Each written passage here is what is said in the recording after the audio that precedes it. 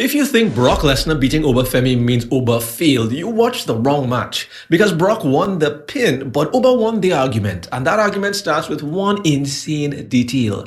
Brock Lesnar needed 7 F5s. Not 5 F5s, 7 F5s just to keep him down. Yeah, 7. That is not normal Brock Lesnar booking.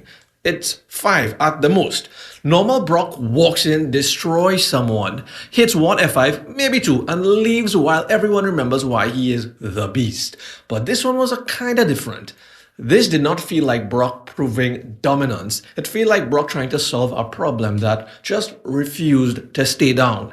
And that is why this match quietly flipped.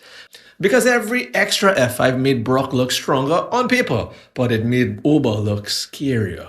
That is the weird part. The more punishment Brock used, the less Oba felt like he was beaten. It started looking as though he was impossible to put away. This is really about the guy that survived Brock.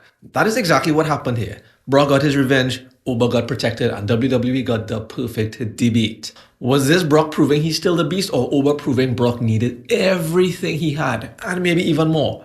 That is why this was not a burial. A burial makes you look buried. This made Oba feel even harder to kill. If WWE really wanted to just cool him off, Brock would have flattened him fast, 1 F5 pin and done, like you've seen many times. Instead, WWE turned the match into a survival test. F5 after F5 after F5. Even an announced table F5.